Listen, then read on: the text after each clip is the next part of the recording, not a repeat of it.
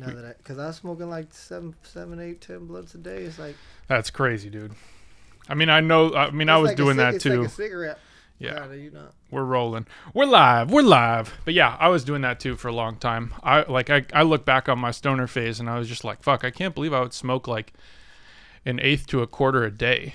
Yeah, well, it's the blunts, the tobacco. I mean, other than that, you just getting high. If your weed not getting you high, that's a different problem. Yeah. No, it wasn't that at all. Yeah. It wasn't that at all. I was getting high, but it was just the sheer amount of it. You know, when I look back, especially now, if I smoke, I'll tap a joint like one time and just be like, I'm good. I'm cool. I was rolling fucking 7-gram blunts. Oh my God. And smoking 3, 4, 5 of them bitches a day. Yeah, I mean, shit, I was honestly... It's not even the weed that I like, though. It was the Fronto leaf. Yeah. I was addicted to. I like that stuff a lot. I like them too. We might go back, but I'm not complaining because I feel better smoking this way for right now. Yeah, I know a few people who've been making the transition. Mm-hmm. Especially put a worm in that bitch. Yeah. Or that shit, yeah. I'm cussing and shit, right? You could, yeah, dude. It's literally like you can do whatever you want. There's no rules. There's no restrictions. What up, y'all? We'll just start right at the very top of what is your full name? My full name, my full government name, or my regular name, or my performance artist name? Both. Shit. My name Towkio. From Chicago, Illinois. Where did Towkio come from? I come from Chicago, Illinois. My mother, born and raised in Mexico, and she moved to the South Side where she met my father, who's a Japanese American. Grandparents on the Japanese side met in an internment camp during World War II. No so way. I wouldn't be here without World War II. Wild. They moved to the South Side.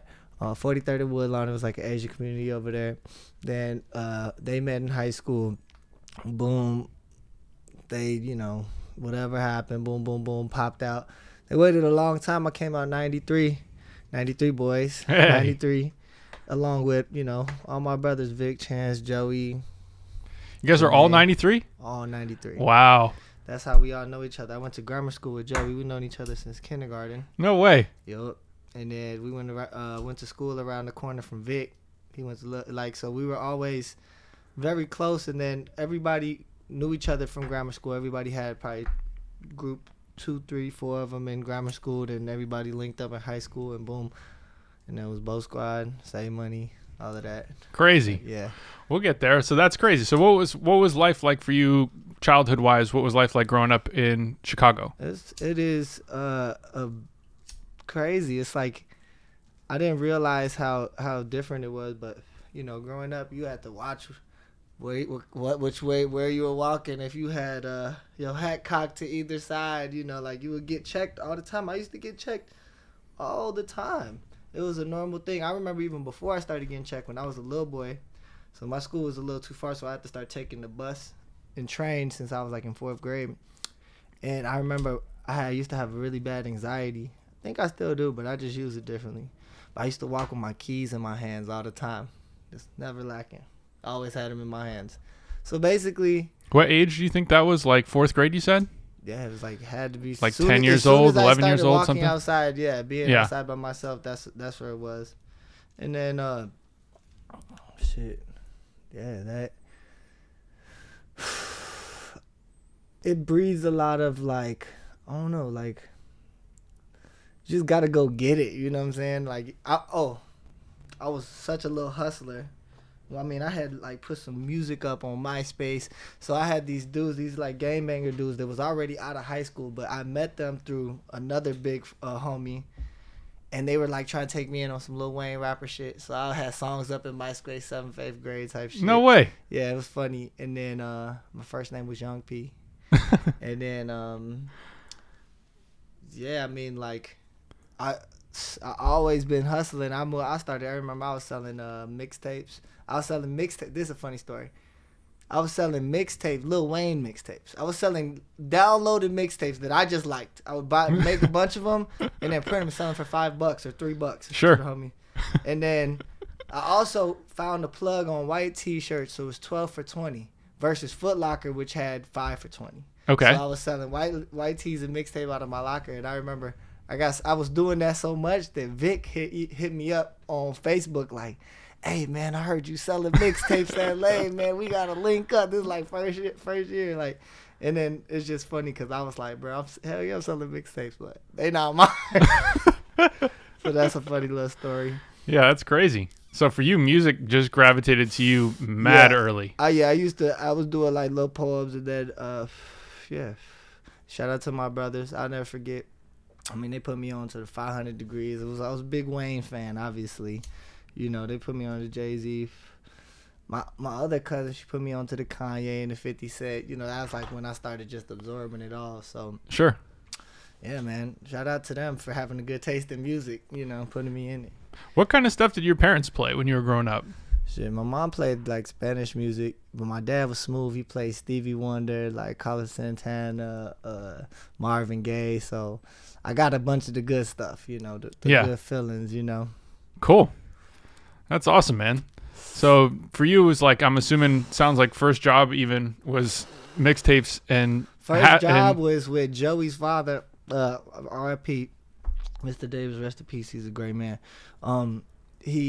Me and Joey used to go after school since me and him didn't take the school bus, so we'd just walk. We'll go to the park, and we got a job with his pops, $5 an hour passing out flyers. So we would just do that, but we was really just being bad, but it was fun. That was my first job. Was it flyers specifically for music, No, or it was just for anything? Pizza. It was like pizza or something. Okay. And then, Like just some general advertising. yeah, and then my next job was I was like a bar back. This fast forward, but that was my last job. Yeah, I got fired from that one, but I chose to get fired. What was it? I was like a bar back. Oh, At okay. a restaurant. Yeah. Got you. Yeah, I couldn't see you doing that for long. Yeah, I was doing it, but I was making money doing other things like hustling and stuff. I was like, man, I don't even need this job. Yeah. Yeah, but yeah, we'll get into that part of the story too. Yeah. Well, shit. I mean, we'll just keep walking, honestly. So, Yeah. I mean, at that age, you were probably what, a teenager starting those first few jobs? Yeah. Oh, well, that was like, yeah, 7th, 8th grade. Okay. And then, yeah, I played football and stuff. So I did the football thing. I was playing quarterback. So I was like really into the football. But I was also bad, man. I always used to hang out because I looked older. So I would just hang out with all the older kids. And they was all bad. I feel like things like the generations kind of changed, at least the gangbanging culture, because like it used to be so prevalent and woven into Chicago's, you know, just fabric of like, you know, you grow up, you have to choose a side, or you got taken in, and by that default, that was the side you was on. Yeah. You know, so that was kind of what happened. But nowadays, it's like there's so many different crews and different, you know, so that's how I got, you know, drawn into the wrong crowd. But you know, my parents raised me right, so you know, I never like strayed too far. You know, I did the football thing, had to play the politics with the coaches. They never liked me. I was bad. I don't really want to admit to all the crimes I did on camera, but No, you don't have to. What other kind of stuff were you into when you were younger? I mean, was it football, obviously? Was that just... music? Yeah, Dragon Ball Z. Oh, nice. Yeah, I mean, not too many, you know. Play video games or not really? I played some video games. I'm not too much of a gamer though. I like to game in real life. Yeah. You know, Mm-hmm. real life game. Yeah. You're good at the game, man. You're good at the real life game. But yeah, I mean, shit. And then, you know, I used to do graffiti. Graffiti was another one. Yeah. Got arrested. I got arrested early. Got arrested. My first time getting arrested was for graffiti. Oh, And crazy. I'll never forget. Joey was there too. Got caught, and the police. I'm like in 7th, 8th grade. I'm a little boy. They up the guns on me. Dropped the Wow. Damn. I'm like, I drop it, but like they walking all the way up, guns still pointing at me, and I'm like, damn, I didn't even know what to. I was so young, and then they tricked me into. They was like we're gonna see where your other tags. I'm like, no, you guys aren't. You're like, is it there? Yeah, I'm like, nah, man. And then they just kept trying to like get me to like tell them where I tagged up in other spots. Man, it was my first time, and I remember. I don't know if my brother came and got me out. I definitely got in trouble though. I remember the teacher came up. She was always the meanest teacher, but for some reason, after I got arrested, she was cool to me. She was like, I heard you got arrested. I was like, yeah.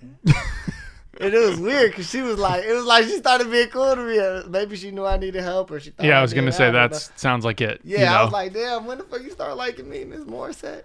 That's like when you realize like the difference of like the kid that you thought wouldn't really maybe be doing shit did some shit, but then you also recognize like this is such a good person and such like a talented person that you can't see that get fucked off. Yeah, that and also they probably like, I don't know. I feel like people definitely thought I was a lot more bad than I am. Like when I think back at how, I don't remember my mind logic when I was just bad. Yeah. You know, we was all bad kids. But yeah. And I feel like that's kind of culturally what, you know, like you said, like that was just the environment you guys all grew up in. You got people trying to make fun of you. You got to make fun of them first. You know, you got to do all this shit. You just got to be strong and, you know, not go. Oh, another crazy story. So my school was right by Cabrini Green, so it was a lot of kids that went there. And so everybody who didn't take the bus, we had to walk home. And then one of my best friends, Tyron, he was a GD out of there. I remember, I always thought weed was tobacco. So I thought it was. He's like, oh, we going to smoke after school. I'm trying to. I'm like, yeah. I'm going to bring the blunts. My brother had a big box of Swishers. So then I bring the blunts. I'm like, all right, let's smoke. I'm thinking that's it.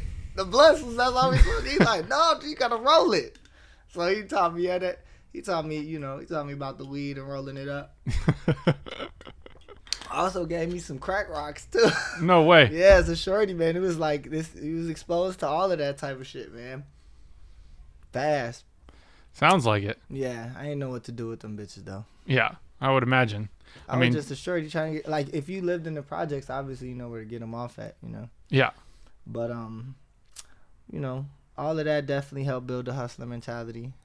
And so for you, even from, I mean, that 7th, 8th grade, like you said, that's like you're starting to rap. You got kind of older friends who are looking out for you, encouraging you to rap. Is that just people starting to recognize like, oh man, like this kid's got talent. Like this kid's got confidence. This kid can actually do something. Like, is that? I mean, I got the songs up. So that's why people was thinking that. I think they already thought I was like famous almost. But I think I quit. I think I stopped rapping.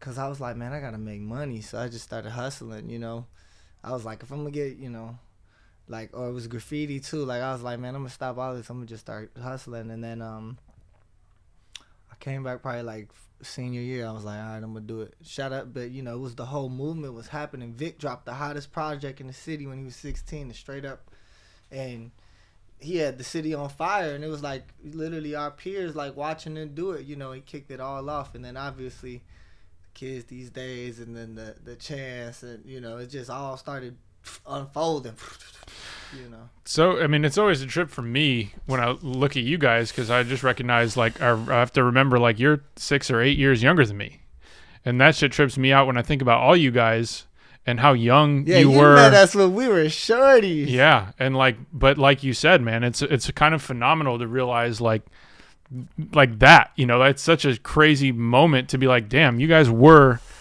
fucking 16 and 17 in high school having like national recognition, you know. Yeah, and like that's what's happening with the new generation. They getting more access quick, you know. It's like happening, information getting to them faster, all of that, you know? Yeah, it's wild. So for Vic had a project out when you guys were 16. Yeah, straight up. What was it called? Straight up. That was what it was called. Yeah. Oh, I don't think I've ever heard that. Go listen to it. It's one of the hottest projects ever. Crazy. You gotta listen to it for real. I will. No, I actually will. I honestly just didn't know. I mean, I never. You had a photo of it on your walls. No, not that. I started with him with internet tape. Yeah. I didn't do straight up. I didn't know about that. No, that was 16. You definitely didn't do that one. Yeah, no, that was before. But that's crazy. So you're seeing that, like you're posting stuff. What was, I guess we'll even walk back a little bit. So when you're making music and you go to make like your first songs, you're going to like those guys, like the older guys, is it their house? Yeah, it was and you were doing the little house. Okay, and there's a little recording set up in the trap house in his room. Crazy. Yeah. Okay. It was so crazy because these guys they had was just all messed up. It's like walking down the street with them is a problem because they're howling at every person, and now you with them. So by you just association. Gotta ride. Yeah. And that was a funny, crazy time. I'm sure. So you're making a few songs and your first thought is, I'm posting these online. Yeah, the And first place was MySpace. okay, That was the first place, and then I don't even know what was after that.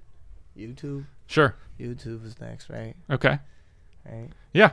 Yeah, I And mean, then in that era, SoundCloud, it was yeah. maybe starting to be like iTunes at the beginning or something like that, but that might have been a little No, too. but that wasn't how the music was moving Yeah. through the iTunes. It was moving because of YouTube videos. It Yeah. was like Mac Miller and Odd Future and stuff. Yeah, yeah, of course. And then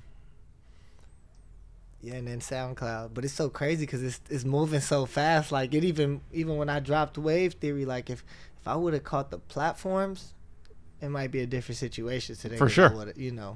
Yeah, That heaven only knows would have hit on the on the streams. yeah. I mean, still that albums still have phenomenal success in my eyes. But so you guys are Oh, it 16. did. You're seeing Vic just boom off, I guess, his first project, Mm-hmm.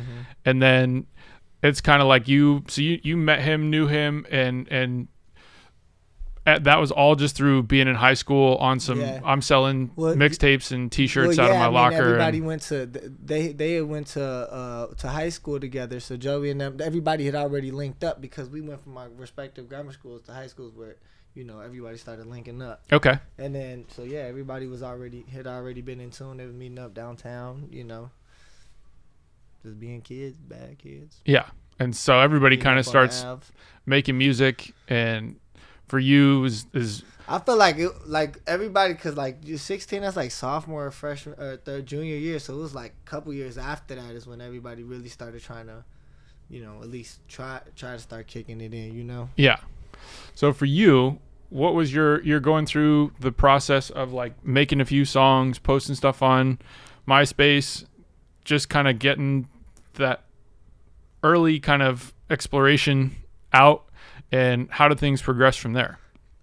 Okay, so boom, I was playing football, right? So then I got to a point where like I was having it in my school. I didn't really have to do much. It was whatever. It was easy, and the teachers fucked with me and shit too. So it's like they didn't really trip on me.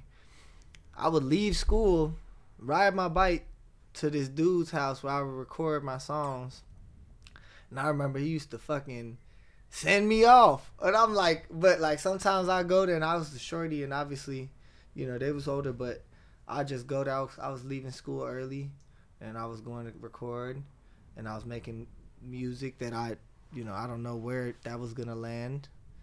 And then, man, those songs, it wasn't really, my music career, I don't feel like really kicked off until I met Bug. Okay. Bug. Yep. Them people, shout out to him, Chicago legend, Chicago go. He put all of us in it, like it was like, China was recording 10 Day there, and then, Joey Kane, we all recorded our first projects with him. But that was where my first song that actually did anything was like Zan with that lean. It was like a Soulja Boy remix. And then that one really kicked off, at least for me, because then I started getting Buzz the City. People seeing me like, talk. So it's like, that was cool. But yeah, shout out to Bug. Yeah, man. Shout out to Chris. Then shout out to LPZ. Shout out you. Shout out to Rick. It's like, it's like the perfect succession of every person that I can ever appreciate. Thank you guys. I love y'all so much. You guys are angels to me. Let me cook, man. That's all I need to do, and I'm still cooking. So Yeah, no, for sure. So you started with Lon, and you were making community service was the first project. That was with my homie Mojax. It was like all juke beats. Like I wanted to start ever since coming in. I wanted to do like this like electronic sound, but I don't like the word EDM. Like everything, like it's all electronic, and if it's music, it makes you dance. So it's like I don't really like but I did like more dance vibe. So like we was doing juke beats and all of these things, and so that was that was the wave, and then. Boom, fast forward, we got to Wave Theory, but that, I still do, I refined my sound a little bit, but you can still hear a lot of those elements in the other stuff. Yeah. Yeah, but I feel like now I want to start expanding more on those, I'm actually finna drop Community Service 3, so. Cool. We're gonna see, yeah. So Community Service 2 comes out. Community Service 2, yeah. Or I'm sorry, Community Service comes out, if you go all the way back, and that's something that, are you pressing mixtapes, and what's like Are you doing like a release party and doing shows? Is that like not quite there? We were shooting videos, going to parties. We were still kids. We was like still just getting out of high school. So it was like, it wasn't really nothing crazy. People knowing us now. It wasn't until the wave theory where you didn't start getting the press and all of that stuff, you know. But in the early stages for you, were you making the music as well? Were you like writing, producing, or were you? I wasn't producing, but I was putting that shit together. Like you know, like Mojack was the producer on that first one, and then I remember these are the most beautiful moments that I think about them too. Like it was crazy. I remember being in my room and I hit up like this is 2012, 2013. 2012, I don't know, 2012, 2013. I'm hitting up K Tronada on the emails. I'm hitting up Lito on the email. Lito, this is the crazy part. Lito wasn't even Lito. He was Trippy Turtle. Oh, so wow. I'm hitting up Trippy Turtle like, man, Jay, I love your beats, man. Like, me and my homie Chance and Vic, we all got this crew save money, woo, woo. They hit me back. And then, you know, I get a pack from both of them. The pack from Trippy Turtle, he was like, it was Heaven Only Knows, but it sounded different. Like, wow, even back then. It didn't go to the next phase, you know. And then he was like, but don't use Trippy Turtle, use my producer named Lito. And I didn't know nothing about this, man. And obviously he's a GOAT, but like, you know, he was like a artist in Norway and all of this, and then the K Tronada, I get the pack. K Tronada, that's my dog. I'm so proud of him. We all been in this shit. Yeah. We all go. It's like it's all beautiful. I get the beat with the reflection, the song with the involved with Vic, and then the song that would come to be All Night. That on Chance's Grabbing Winning album. Oh no way! Yeah, that's another story. What a pack! That's a crazy. Because I had wrote this song to that beat. And I remember Cheno called me to the studio. He like, man, so I need like a dance. I need like a dance one. And I was like, all right, got one. I wanted him to keep the words I have, but fuck it. Like, you know what I'm saying? So that pack, he splashed 3 times on that one. I mean, obviously all his beats hot. Yeah. You know what I'm saying? Yeah. But it's like, that was 2013. It had to be a minute ago, bro. That's amazing. Yeah. That's so crazy. So you're already just starting to look online, find beats, hit people up, and have people send you tracks. You're just writing to them. Most people didn't hit me back, but Lito and K Tronada, them my dogs. Yeah, you've always, since I've known you, had the best nose for producers. I've found a lot of music through you, whether that was Carmack, Brass Tracks. Carmack, my dog, yeah. Brass Tracks, my dogs, yeah. You just played me stuff that I would just be like, and honestly, stuff you started producing too was so creative. Yeah, I mean, I'm definitely in tune with the vibers. So you create community service. You're just kind of playing parties, having fun around town in Chicago. Exactly. We're just having and everybody, all you guys are kind of going up, you know, like you're all putting out music DJ and sets and turning, having parties, all of that. Crazy. And that's all pretty much still like 16, 17, 18, or you guys are a little bit older, 18, 19, 20? 18, 19. Okay. And so that starts to open up the doors like internet tape. But you got to know, while all this happening, kids these days already happening. Yeah. 10-day and Channel was happening at the same time. So it's like, you know, these are like all things happening at once. So it's like the Shy was definitely getting lit the whole time. Obviously, Keith happening, you know, like there was a lot of things happening. Yeah, it was a lot, man. Yeah. I mean, I remember when I got connected to the Chicago world because of Chuck English. And when he moved here, he kind of brought the trail for a lot of other people to be coming here. Chuck. Oh, big shout out to Chuck. Yeah. And that was when I was like finally aware of like, holy shit, like Chicago has this like crazy fire burning right now. And there's so much talent. Like I wanted to move there because I was just learning about all you guys and all your music and just like, fuck, I want to be a part of that, you know, like worked out phenomenal for me because you guys came this way, you know, but still had to check in, you know, it was just one of those things that was just like so, you know, mind blowing for me to see how much just talent, how much just raw talent was coming from Chicago, and you guys were all so creative in different ways. And you specifically, when I met you, kind of working on the end of Wave Theory and worked on a few sessions with you with random stuff for that, but just seeing the kind of music you were creating. So we had linked up before I dropped Wave Theory? Yeah. Yeah, you and I did a couple like cuts on like Reflection and a couple other songs. We did some vocals and stuff for. Reflection was one of our favorite songs. Me too. I like that. Yeah, that's dope. Me too. Dope. I mean, man, I that makes sense because I do remember I cut some. I cut a lot of things here. Yeah. Yeah. I might not like it. Might have just been the birth idea. Might not have like did anything, or I might have put it. Yeah. I do remember that. Yeah, man. But yeah, so it's like for me seeing that album come together, and at least like the tail end of it really, because you had already had a bulk of it done. I would say you were 90% of the way done already with that whole album. And that was when I was introduced to you. And so for me, I started seeing you already had your hand in producing, and you were making music a bit more in depth yourself. Yeah. And you started directing videos. Because I remember Wave Theory, I started seeing the intro. Yep.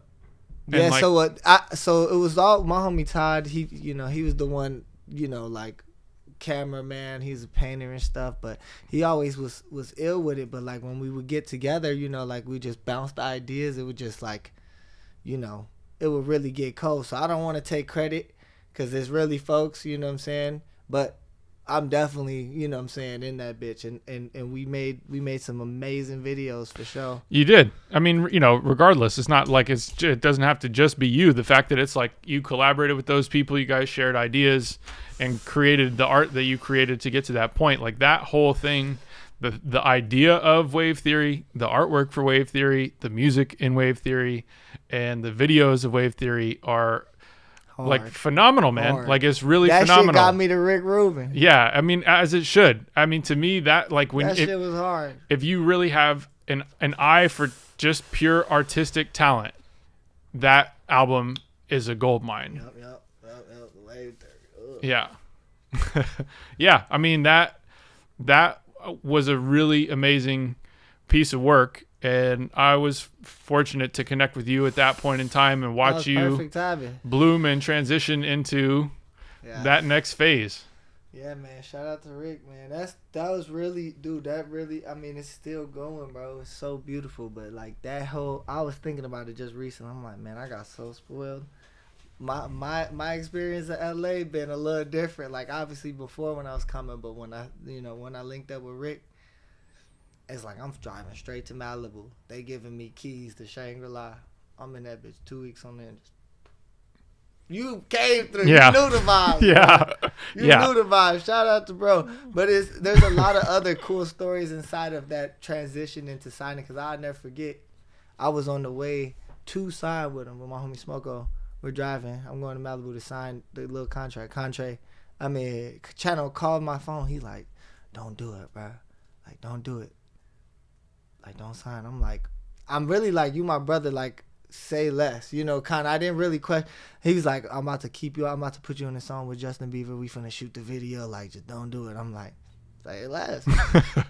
All right, cool.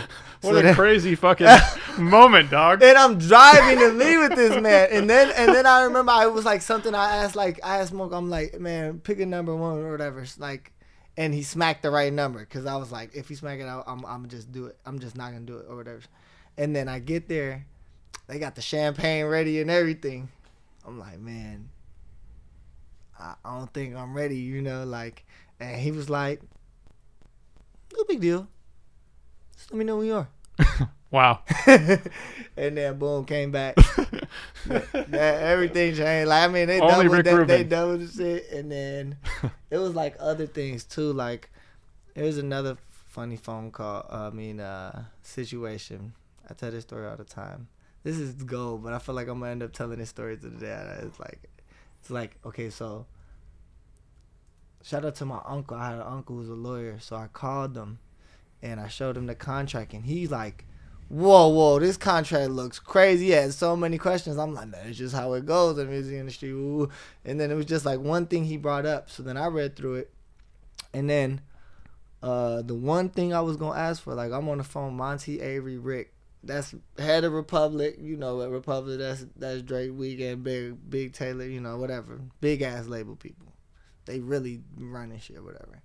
And then Rick, and then I get on the phone with my lawyer. Well, I don't really want to say his name, but You don't have to. Cause I gotta talk about shit. Cause it's like I remember I get on the phone with him and I thought this guy was protecting me. I'm like, hey, I read the contract. Like, there's this part in it that don't make sense to me. You think I should say something? He's like, no, I think they'll pull the deal. So then I get on the phone call. I'll never forget this. Hey man, and I read the contract. I just said it out of nowhere, and then when I said that, it was silence. Then they all start. It was like silence. Then they all start laughing. They like, you the first person in 13 years to read their contract. Wow. And it was like, give him what he wants. Doubled everything right there. Wow. Fired my lawyer right after that shit. Yeah, of course. That's crazy. That's what I gotta say to anybody is like, don't let them pay for your lawyer, cause then the lawyer's working for them. Yeah. It's like, let's be real. Yeah. So that was how you had your first lawyer, was actually through was it Republic or American? Yeah, I mean, I guess, yeah, it was through Republic, but it's like, I thought it was supposed to be my lawyer, damn Yeah. it. Yeah. That, I think, well, that's a great piece of advice, man. Like, that's a great thing most people don't realize is like, that's a huge piece when you're like, hey, they trying to finesse you out here. Just be smart. If the kids get more access and more all of that shit, just be smart, man. Like, ask some questions, damn it. Like, they prey on the young kids because they know, they can get over. Because you wave any type of money in front of somebody who ain't had it, they're going to take it. yeah, regardless of what the details are. And it's cool if you take it, but you should just know what you're getting into before taking it. Know what your exchange is. Yeah. Yeah, I mean, that's the one thing. I mean, I get that people get taken advantage of, but at the same time, I also feel like you have to allow yourself that opportunity in this specific situation. Like, if you're going to be signing that contract, like, you're putting your name on the contract, you should be the one who's like actually understanding what you're entering into, or you're the only one to blame. As hard as that is to say, because most people have a hard time understanding what they're even talking about in those contracts, but still, man, like, if you're signing a contract, anything in life, period, you should be reading that and well aware of like what you're committing to. There's no way any person is gonna, the way that they write the contracts is especially like music contracts, hieroglyphics. So it's really gonna make anybody give up. Yeah. But you just gotta look for the numbers in this shit. Yeah. That's what you care about. You find the numbers, all right, decode that part. Yeah. All right, okay, let me make sure I understand this part. Well, even I want to, while we're still kind of in this part that's like the transitional phase. So you create Wave Theory. You put that project out. Is it SoundCloud only? Is it streaming platforms? SoundCloud. And are you working with management at this time? Yes. Shout out to this. So this is another amazing. I got too many good stories. I'm giving you all of them out the gate because I'm only going to be able to tell them so many times. But, all right. Boom. Dude that was doing the PR and management for kids these days, name was Dan Wiener. Or, I don't know. We could believe his name. I don't give. But I came out here. And it was like a crazy story because I went to Coachella, and then that was the first time that Chance brought out, like, that was his first performance. He brought out Justin Bieber, and then second weekend didn't even show up. So we in Coachella without Chance. He over here sick or some shit. But then I go set up this whole trip to just come link with Dan. All right, we're gonna drop Wave Theory. I got the money. I got money because I'm a hustler. That's how I was always able to link up with the guys because I spent my money. I also saved my money to be able to spend my money. Yeah. So then, I was like, we're gonna do it. Boom, boom, boom. All right, let's do it. We got the whole plan rolled out. Boom. I get back to Chicago. I call him. He never picked up. Damn, it never picked up again. Wow. So then I'm like, all right, I call Pat. I'm like, this is Pat was Chance. I'm like, man, I need PR. I got whatever to it. Like, I'll pay whatever. He's like, it might be 5-6 bands. I'm like, cool. I'm like 20 years old. I'm like, cool. I had it. I was ready. I was like, And then he put me into with Catherine. I meet Catherine, Biz 3. Man, do you have a manager? I'm like, no. She's like, I'm finna manage you. Oh, I remember that. Yeah. So then, boom, that was just the dream team, and then boom, further on, it had moved on. Pat had joined the team, so we had a really strong team. And then and this is all going through Wave Theory. Going through Wave Theory, yeah. And so when you're doing Wave Theory, the releases starting on SoundCloud. They was all on SoundCloud. Yeah. There was those streaming platforms. That's the craziest part. Time is moving so fast because it's like, if it would have dropped a year later, the streaming platforms were a thing. There was no Apple Music and Spotify at that time. Yeah. That was not even that long ago. Yeah, I mean, it wasn't. That's the crazy thing. But like, I think the blog era had a really important piece to supporting a lot of coming off the end of the blog era. Yeah, maybe not. I don't know if it's the end, but it was. I mean, as the streaming platform started to become a thing, the blog started to lose their powers. But that still had a lot of value for the time and for making it so that the younger up and coming artists had visibility. So I think there's kind of a beauty to that, even if it missed the streaming platforms for the particular money or whatever could have been accomplished from that. But still cool that, I mean, SoundCloud had its own nurturing environment at the time, and you guys were like the hottest people in that world, posting stuff, whether it was Carmack or K-Tronada or anybody else, like the Selection Cats, like everybody was. That was Monty, like all those. I feel like everybody was starting to. Monty was in the studio with at Classic. Shout out Chris, man. Shout out Elton. Yeah. Yeah, man. Shmino was in that video. It's like an academy of motherfuckers. Yeah, I mean, man, Classic had a crazy like legacy run too. With all you guys. Yeah. And so you're putting together that album, and it gets on SoundCloud. And I caught up with you probably before you go on tour with Vic. I saw you performing here. Photos. Yep. Yeah, that was so fun. Yeah, that was that was crazy, man. That was when I saw where things were at outside of the room, because like I always am upstairs, so like for me it's like I'm not really aware of like where you guys are at in life. And I remember going to that show. And I remember watching Vic run You Mad back like 5 times in a row and having the whole fucking place just going like as crazy as you can see people going in a venue, and just being like, damn, you guys are here. Yeah, that shit was jumping. Yeah, it was amazing, man. So you're riding Wave Theory. Was that like kind of a tour, or was that like kind of spot dates? Were you doing festivals and stuff? It was a full tour. Full tour? Yeah. With Vic? Yeah, that was the Vic tour, yep. And then were you starting to do festival type stuff? Was that coming up, or that was still kind of early? I started catching some of those. Yeah, and then we went on then after that, like right after that, I went on the Chance Metro Boomin Drum tour. Oh, wow. That shit was buzzing. Metro Boomin was my dog, G. We were out there like, cause Chance I've been doing his thing, you know what I'm saying? So it's like the opening acts, we together, we like, shit, what we on, man? We be in hotel rooms, like pulling up to their Airbnbs. It was busting, man. Shout out Metro, that's my dog. That's crazy, man. Yeah, amazing. Yeah, and then Drum too. That shit was fun, man. Yeah, I remember. I think I met him with you at Shangri-La. I think that was the first time I met him. Yep.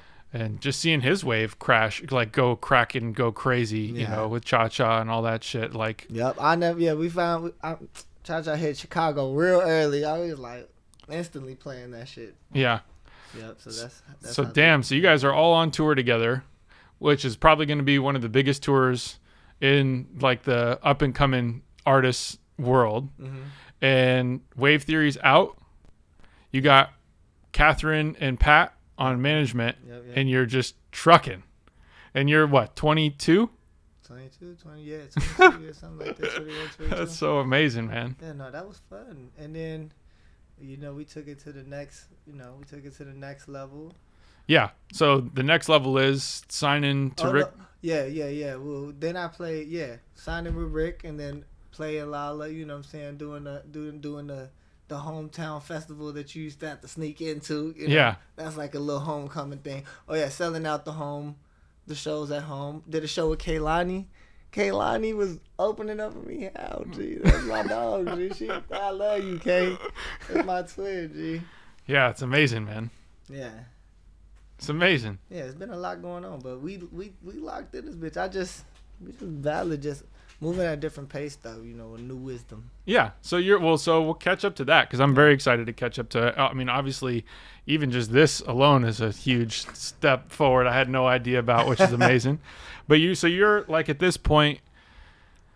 I mean, I gotta feel like you're on top of the world, and it's like you're working at Shangri-La, making a new album, have some money to like start executing some of the ideas on like a bigger scale now. Because I remember I got the budget. Starting to see. I mean, for me, I feel like from afar, and you could correct me if I'm wrong, you already had everybody you needed musically. Like the budget wasn't really about getting to producers and certain just for the videos. Videos and shit, and do obviously the features too. You know what I'm saying? And like also going to space on their ass. You know what I'm saying? Yeah. That I'm glad you brought. Like I was thinking about that when I was talking to you earlier about coming in to do this, and I was like, "Fuck, man, that's a whole segment in itself of just talking about your ass going up 90,000+ feet in a fucking balloon." So walk me through like that whole idea. Fast forward to that one. No, okay. We'll get there. We'll get there. Okay. We'll come back to that. So you're making what, Community Service 2? Is that kind of what's coming after Wave Theory? Yeah. And that's kind of, I guess, mixtape-ish, kind of throwing something together to put some music out. And then start working on the album. Yep. And then Shangri-La, yep.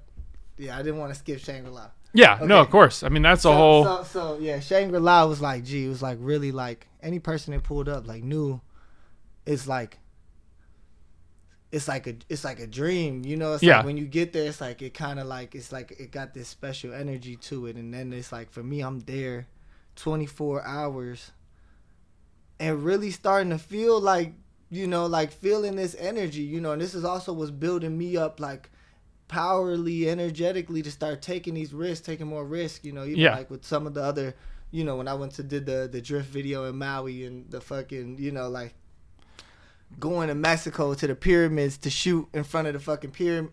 Come on, Nick. Yeah, like, I know. I was just risking my life out here left and right, like, and I was protected, G. But Shangri-La is like really like a special place, and like, you know, Rick's a special person, and then what that really, it just opened up a new version of myself that gave me access to more, you know. I mean, I was seeing it. That was the coolest thing. That's something I'll always be mad thankful for you. I had this tattoo. Yeah. But dude, I mean, for me, I'll always be thankful. I mean, A, because our friendship, and B, I just appreciate you hit me anytime you come into town. It was always like, what's good? I'm here. Let's hang. I'm coming to the studio, make some stuff or play me some stuff. And then you just shake or whatever. I mean, we always just had these great fucking hangs, you know, just to catch up on what was going on in your life. And then I remember you told me you were working out there. You invited me to come, stayed out there with like a week or some shit with you and fucking Elton. And you had Peter cranking in one room. You had Knox cranking in one room. You had Carter cranking in one room. My dog Carter. You had Smoko cranking in one room. He was fucking everybody up on ping pong. Yeah. You know, and like... Yeah, it was the best time of my life. I mean, that's what it felt like. Because just being able to make music with your best friends in the spot like Shangri-La, where they have all the best equipment, they just, whenever you got the idea, he got the perfect place to do that shit. You know what I'm saying? So like, that place made it very dream like I felt like every person that ever came up is like, it's a dream, and then it's like, you already here, you know what I'm saying? And then another thought I had, this was later on, but it's like, I always be like, man, I wish I could live here. I was fucking living there, bro. You were. I was like, what am I wishing? It was like I'm already there. You know what I'm saying? Yeah. So that, you know, and then we make the album. What's it like? You are like living there, and I know that there's like rentals. Like I remember when I was there, the craziest thing that I saw, which I was just like, oh yeah, cool, yeah, for sure. Like when I was in the tour bus, fucking Neil Young's got a song that's sitting on the console and like sheet music and paper, and the lyrics are there, and I'm just like, oh, okay, cool, yeah. Like Neil Young was just in here making a fucking song. And you walk to the kitchen, you see him? Yeah, and I'm just like, what the fuck is happening? Dude, that's what I'm saying. I woke up, Mark Ronson right there. What up? Lady Gaga, what up?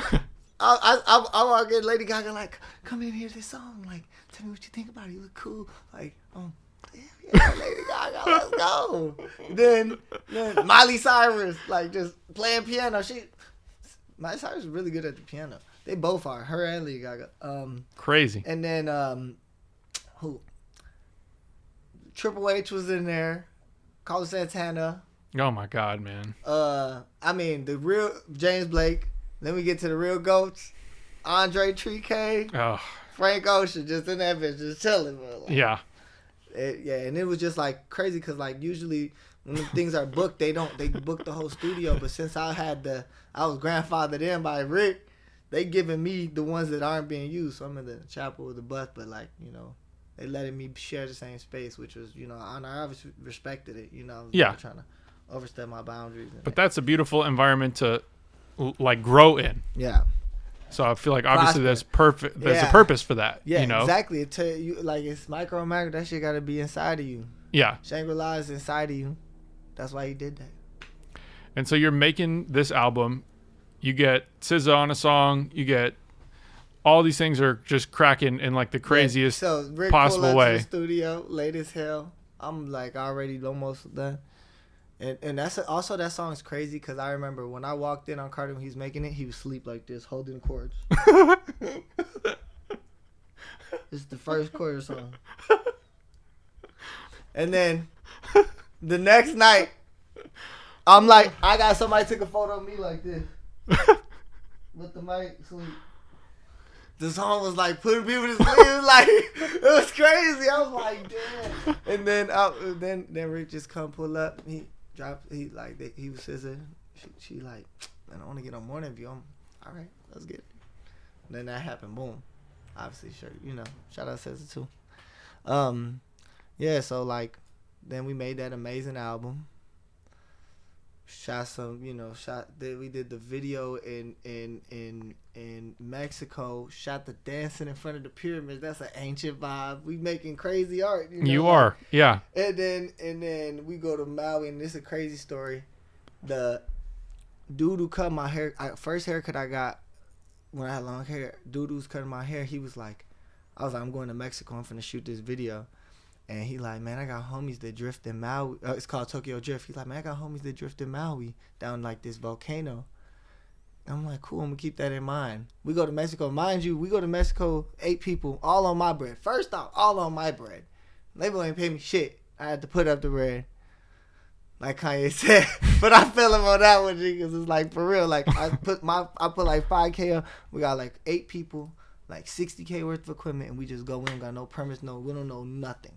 Instantly start getting extorted, you know. But like, we were dangerous. My mom begged me not to go, but you know, she told me she's like, I fasted the whole time you were gone, you know. So she probably blessed me through that, you know. And it was crazy because we were like, the dude that we met, he was the one, bro. We put the whole thing through. We guerrillaed it, bro. It was perfect. We get to the pyramids, we get to we do the shit. We drifted. We got motorcycles, all type of shit. And then, so we get that, and then we go to Maui. Fast forward, we go to Maui, and then we meet these guys. They nice. They shout out to them, man. They took care of us, man. And we pull up instantly. Like, I'm like, we get in the car. I'm like, hey, where's the seatbelt? Right? He like, it ain't no seatbelt. I'm like, oh shit, what the fuck? I'm holding on to this shit.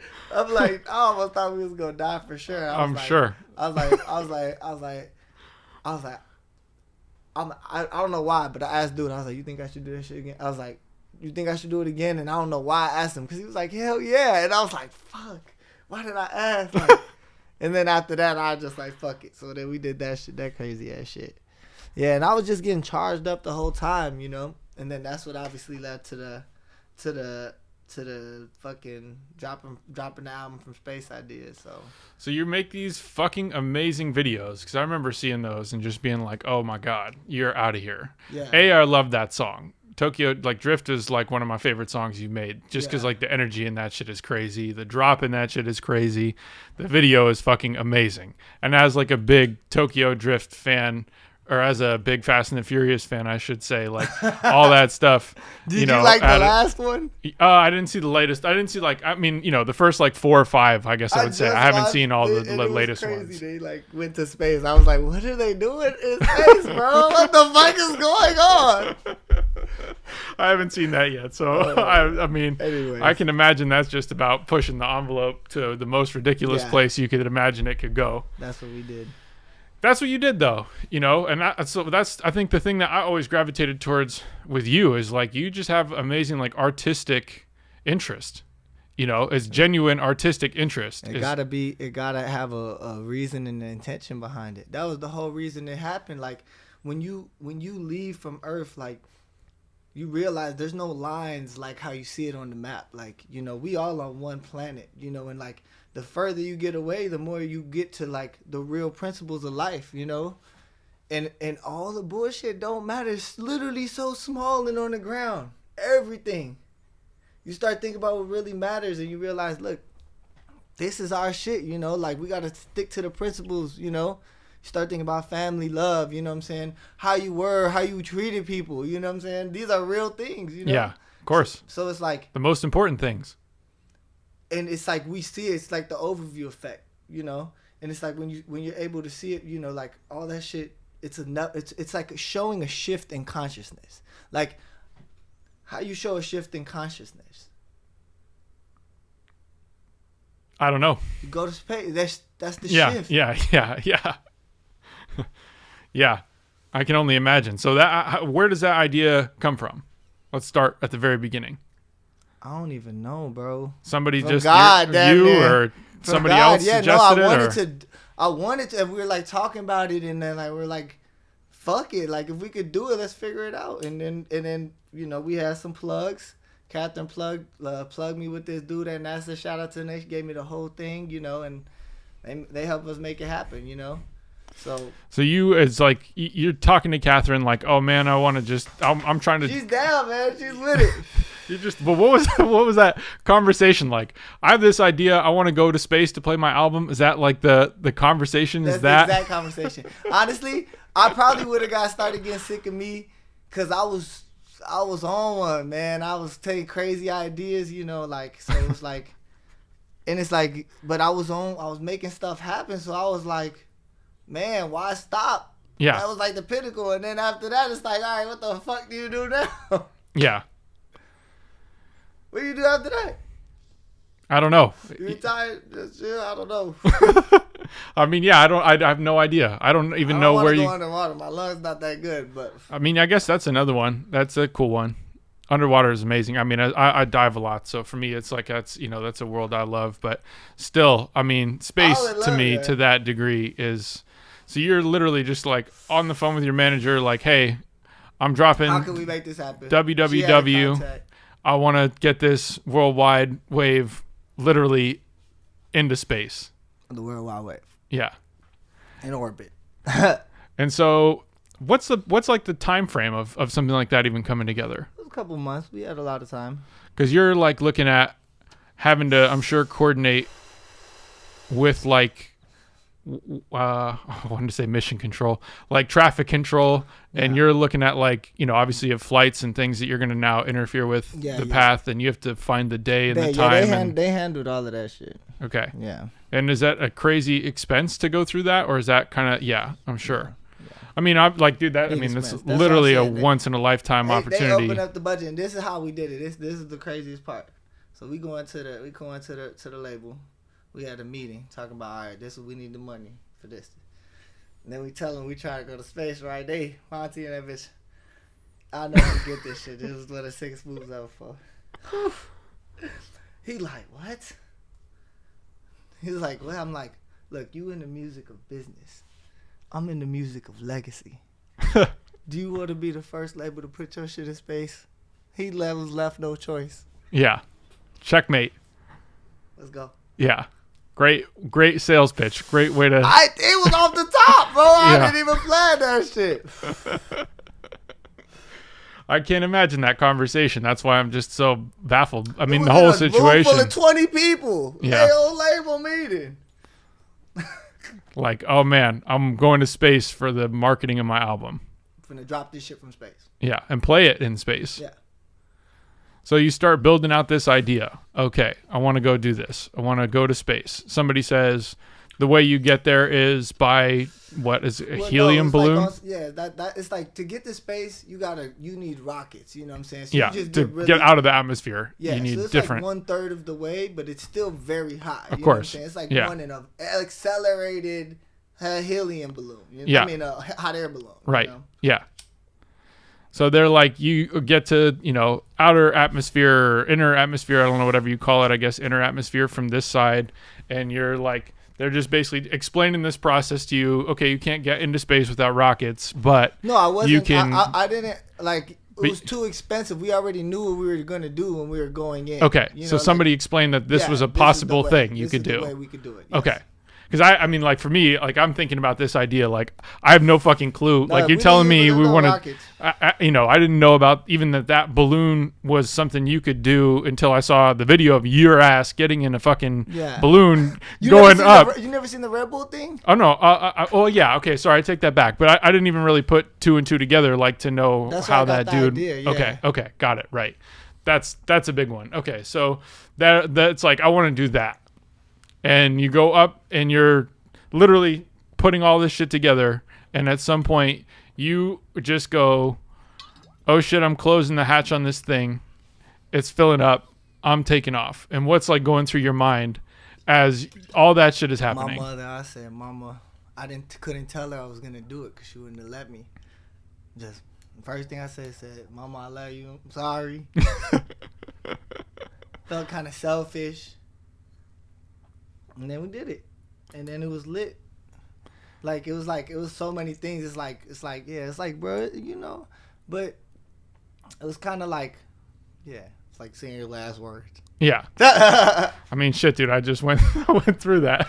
Yeah, bro, we gonna say a prayer for you, man. We can't lose you, man. All of that shit, man. But so you're just literally starting to take off, and you're floating up. You're saying prayers, and you're just thinking, fuck, I hope all this goes well. And are you having a lot of like technical things you have to actually do as you're going through this process, really. Or it's kind of just not panic? And so you're just sitting there, yeah. And what's like the whole flight takes roughly how much time? It was like 4 hours. Okay, so you're on a long fucking ride, going all the way up. It's like it's a little bit faster up, but then it's slowed down, And so you get to like the max height, you're like 95,000 feet. No, like 92, I think. 92,000 feet, and you're just looking out at the world, and this shit makes my heart start beating. I low key got a little PTSD from that shit because it really like my heart was beating so fast at the moment. Like I instantly start. But yeah, it was like I had my eyes closed a lot of the time. Like I was scared as fuck. I'm not gonna lie. I mean, dude, I can't imagine. And it's not like it's a quick thing. Like 4 hours is a long fucking time. No, yeah, and then I'm just trying to not. I push myself to a lot of limits. Like there's a spot right after fear. You know what I'm saying? And it's like just being in a dark room or some shit. It's like you really just like gotta push yourself, and then yeah, shit. So you are up there, and all of a sudden you press play on your music, or somebody press play. The music was looped the whole time, and I'm listening to my music, and I'm like, damn, I made a good ass album. Like this is worth it, dude. I think. That's the best way you could put it, man. It was a great fucking album, a really great album. And you're on your way into space listening to it on repeat. And I'm like, this is the one. Like, and I'm like, why am I doing all of this? Like, make people like, it's so many thoughts going in your heads. Like, am I really just a fool? Like, you know what I'm saying? And this and that. And, but it does do a lot of wisdom. I think the biggest thing that it gave me was like the power to do. Like, I could do whatever, man. Yeah. Make it happen. Yeah. Which is amazing. That's all I needed. But also it's like, man, space is cool, but man, no. I used to be super space. Like I want to know. Earth is where we are. That's where we exist. We can't even exist in space. Our lungs are, like there's a lot of things that aren't meant for us out there. So we got to take care of our planet, Yeah. Like this is really this is what we got, Yeah. we really not going to, if we go to another spot, we might not exist for that long. Yeah. Who knows? It's definitely not going to exist like we exist here either. And it's so beautiful here. It's like so much shit. I mean, obviously not when you're like living in like, but if you go see the world, it's vast. You know what I mean? So what was like your experience after coming back and the album is released? That was the album out. That was the day the album was released. Yeah. And what's like that feeling you come back to Earth? Literally like my album is out. I just did this fucking. What was the bar? I made a song right out the gate. It was it's like I living my best. It's like I lived this shit before or something. Like it's like new life.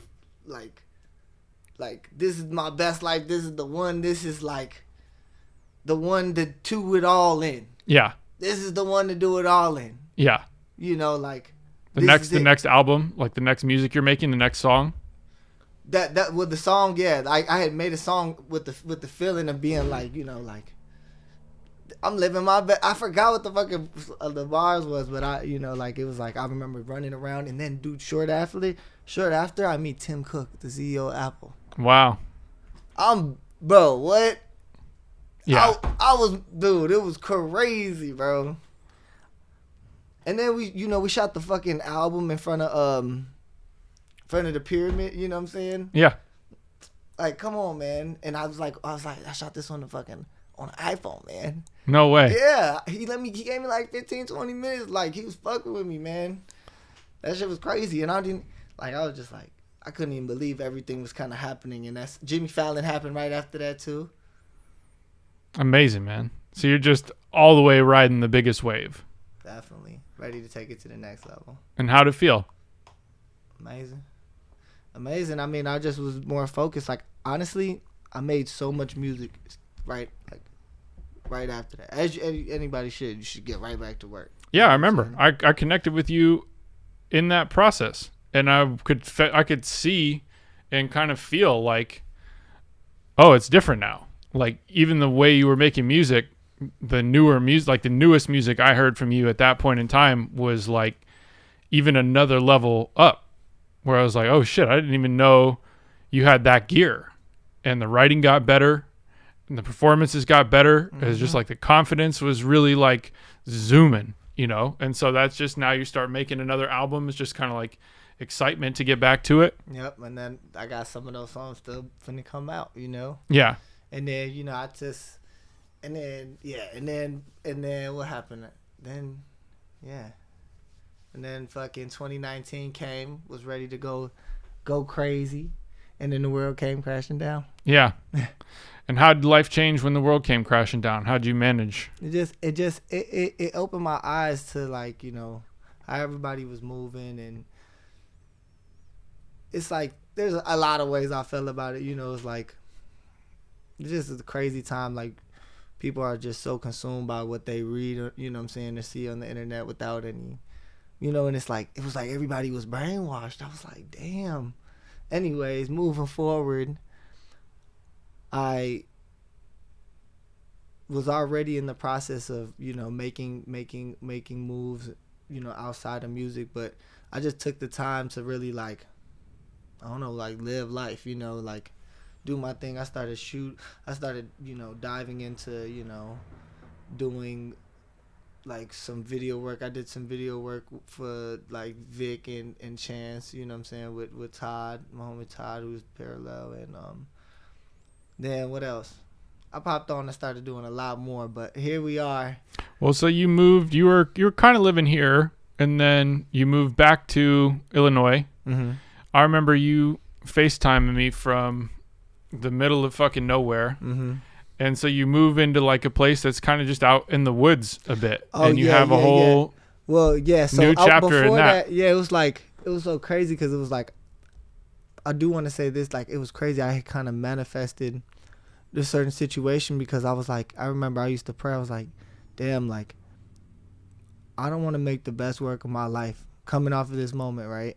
And maybe not coming off this moment, I don't want to make the best work of my life and not like own it or like not be able to, you know, like, I don't know, like miseducation, you know what I'm saying? Like fucking like college dropout, like imagine if they own them, you know? Yeah. And then, so then I was like so I had planned to like drop a project and then get out of my deal, you know?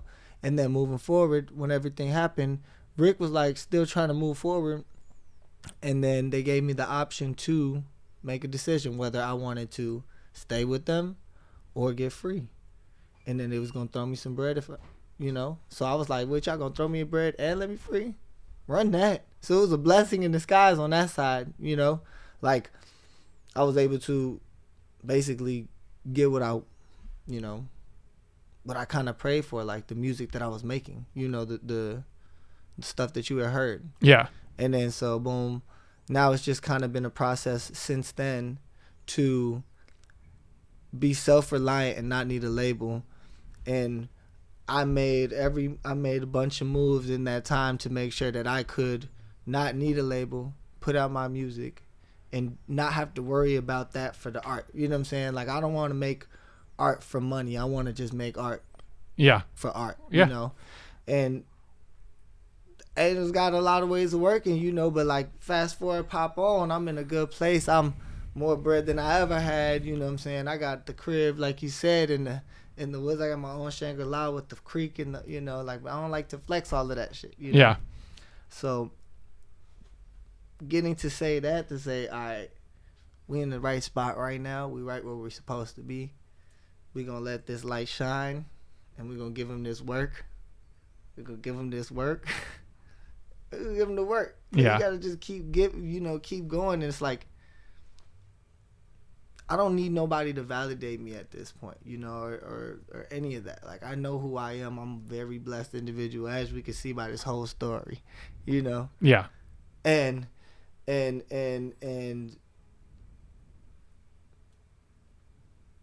it's still it's the best part of the movie. It's like stocks. It's like everything. It's like, you know, like right when it gets that, it go, pew, yeah. fast. It needs a break. It needs to go down and go higher. Yeah. It's that step back to take 10 steps forward. You know, that's wave theory to me, man. It's funny. That's a word I think about a lot, but like I think about. And you watch stocks and crypto too, so you know what it is. It's a vibe. It's the energy. I'm thankful. I pray. I'm grateful every day. I love it. I really am, you know, I'm really about this.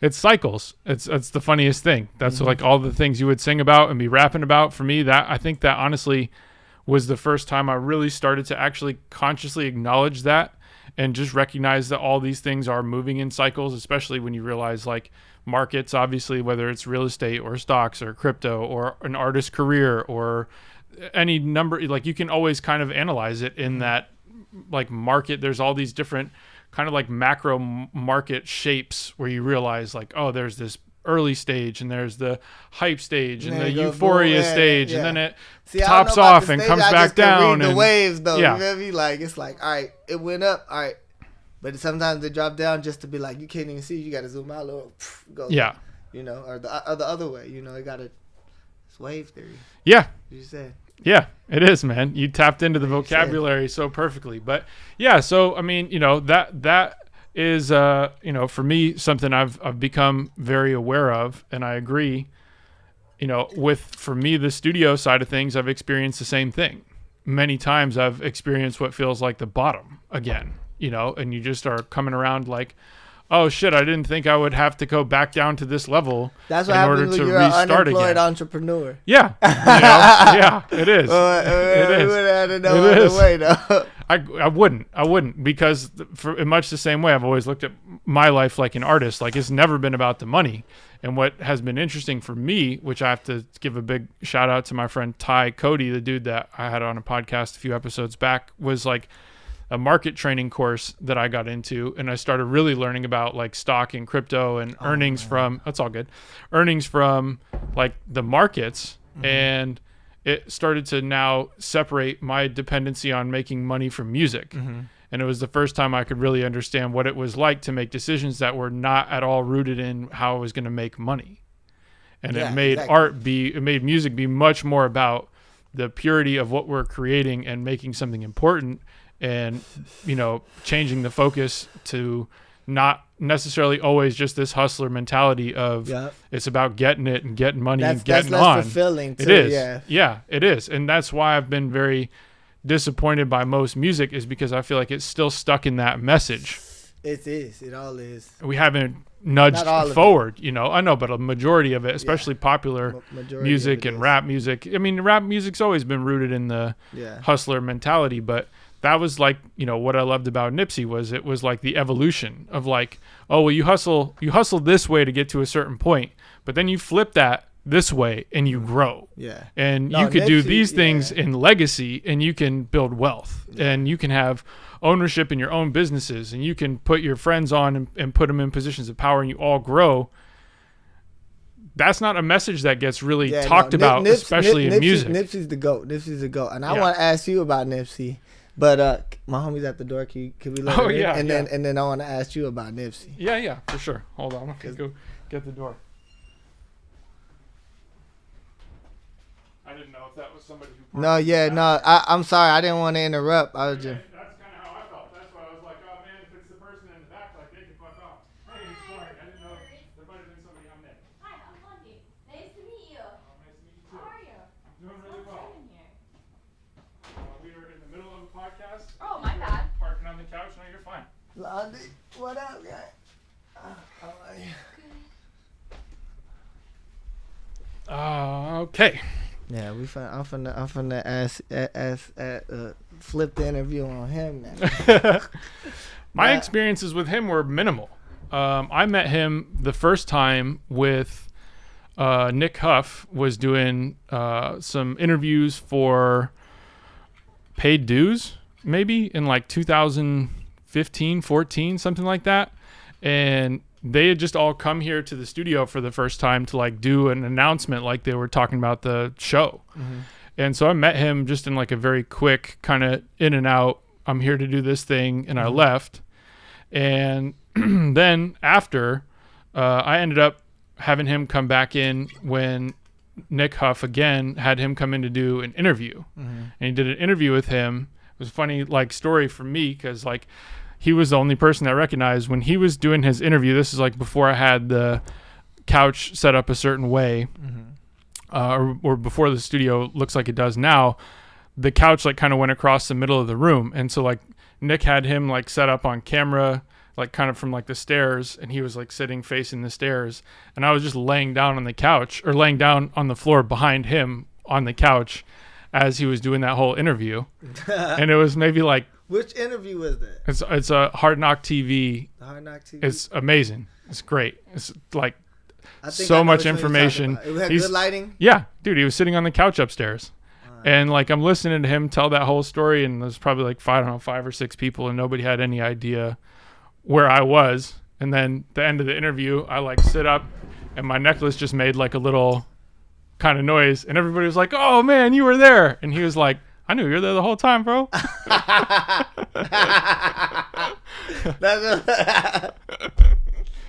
That's hilarious. Why was you just sitting down there? I didn't like. I mean, the room was like just full, and I was honestly just like, well, fuck, man. Like, I mean, whenever you're like, I don't want to miss this fucking. I just yeah, of course, I didn't want to miss it. I mean, like at that point in time, I had already been tapped into knowing he was just like a prolific mind, So for me, it was just cool to. Man, yeah. I loved the conversations, because that was when I started to notice most people started having their own setups. Yeah. That just became such a big trend. It was just like, whether it was producers who started to be like, oh, I got a setup now where you could just come in and record, or he had his own spot and had multiple rooms, and just gets to the point where people just start tucking away in their own spaces. Yeah. No, that's dope. Cause folks was the GOAT, man. Yeah. I don't know why he had to go, man. I'll never forget. That was when I got that news. I was ashamed. I wrote the verse for Peter's album. Peter's album was crazy, and that one hurts more than a lot, cause he like he really was like his spirit, you know, like he was pushing this shit forward, like, and he was not scared to, and he could connect to everybody. So it was like, it was like, damn, he was the one. Yeah, he was. So it was like, damn, and then that shit, that day was definitely crazy, but his legacy lives on, and that's what, you know, you lay that groundwork.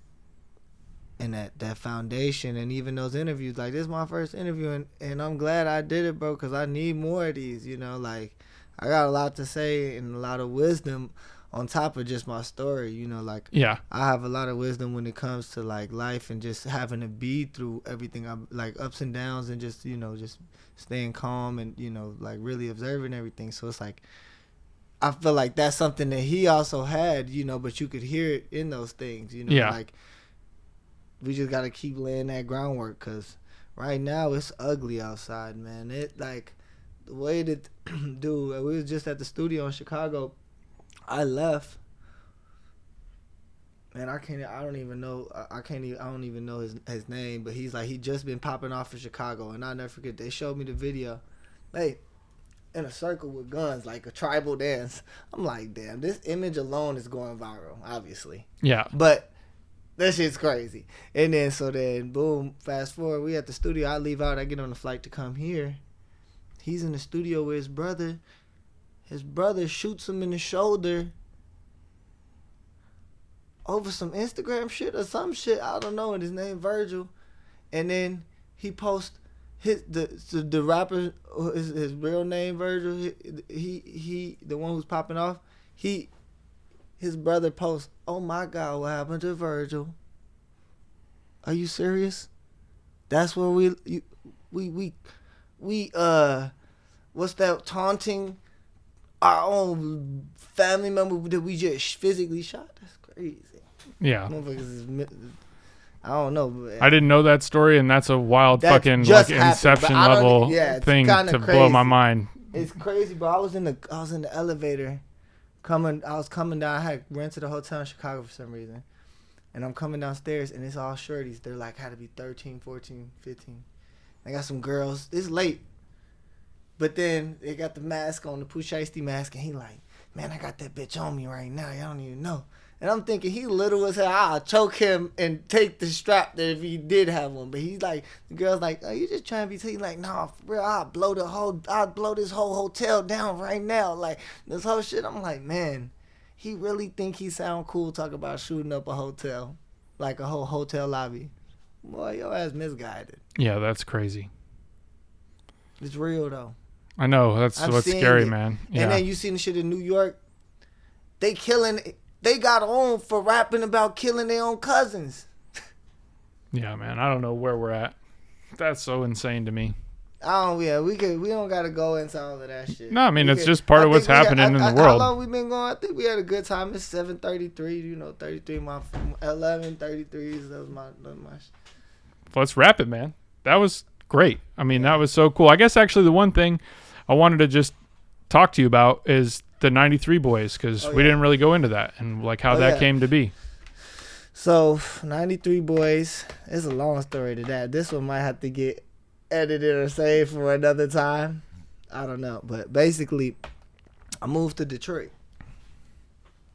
I was trying to set up, I'm like, I knew I couldn't get left out of the weed game, so I wanted to go do it where it's legal so I can understand it. Okay. So I went over there. I tried to set up an op, and then at the time, the person who was going to be my main grower, he ended up bailing on me. So I got this. I already invested all this money.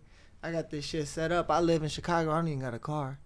I'm hopping on the Greyhound bus.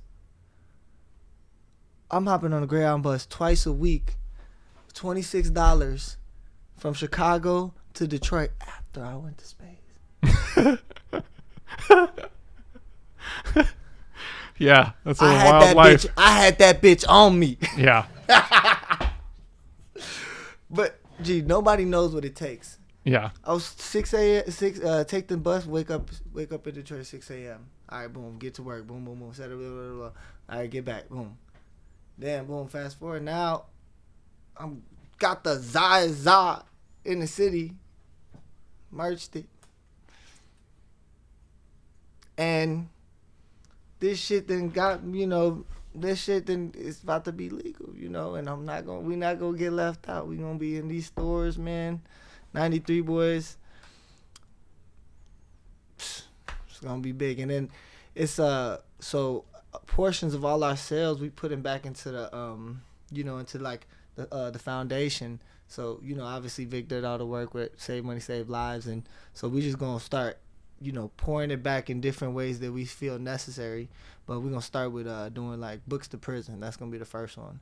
So we'll be in stores, like, 420 to June. June is official launch. It's crazy, man. That's beautiful. And we're going to be the first ones, the first minority-owned, first black and minority-owned, So there's only seven other brands in the store right now.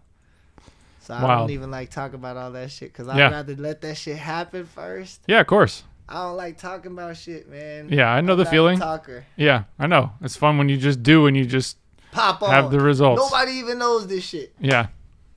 Except for very few people. So this might not be able to go all the way on. However it goes. This will probably be 2-3 months before this is online. So if it works by then great. If it doesn't, I'll obviously edit whatever we got to edit. Yeah. But yeah, now fucking that shit got me on the PJ. Should have got Londi on the PJ. Londi was PJ 34. We was on the PJ. The guys got me on the PJ, man. That's crazy, man. Crazy. Life in cycles, man. Life in cycles. I love it. Oh yeah, I've been doing real estate too. I've been flipping cribs and shit. I'm like my third one. Nice. Yeah. You doing any work with them? Like when you buy them, you have to fix them up, or is it? Yeah. Cool. That's awesome, man. Yeah, that's a world I haven't explored yet. Contractor Toke. Call me Contractor Toke. I go build some shit. I'm good with my hands. Yeah, I go build some shit. I completely believe that. So you started working on music, and is it? Oh yeah. So then, boom, I got the crib, the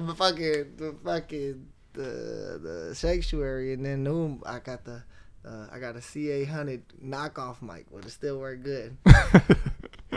And then now I just get the track at the crib, and I've been going crazy. I made the other album, and now I just been rapping. So Community Service 3 coming soon, or very soon. Is that something so you're fully done with, label side for now? Yeah, but shout out to Rick because I get to, they say still pull up the Shang. I was pulling up the Shang after, you know what I'm saying? So yeah, that was one. Other than obviously the funds and the budget, but the studio was the main thing. Yeah.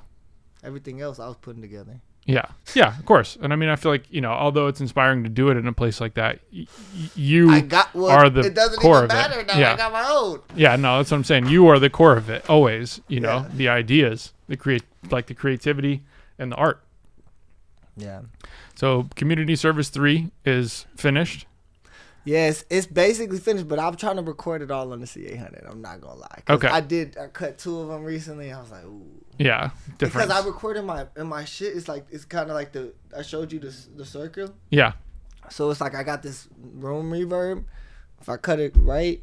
Yeah, you want to do it right. A little more spicy. Yeah, it's good to do that though. You can kind of get the practice in. Maybe you keep certain vocals at home for the energy. My thing is like I be getting teed. If I'm getting teed, like it's a vibe. But like, okay, now I know what I want.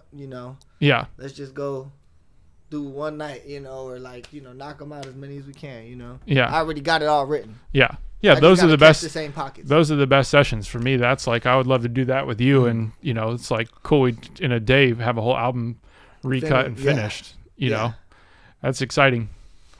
Amazing, man. Play some of this shit, so. Yeah, we'll go upstairs. This was absolutely perfect. Thank you for coming in to do this, man. I'm really happy that we did this. I wouldn't want to do it with anybody else because honestly, you've been with me so long. You actually can get better. I think in the future it's gonna be different because people not gonna know me how you know me. You know what I'm saying?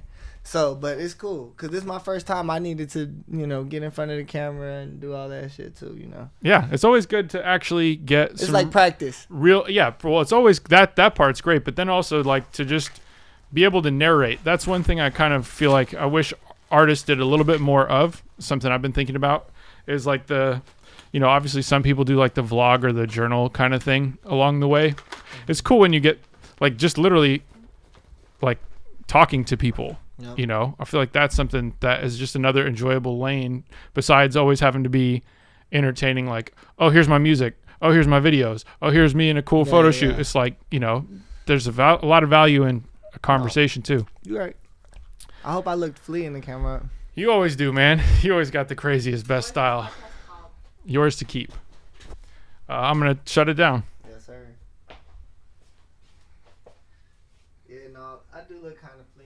Hour and a half. Oh, that's perfect. 1 hour 30.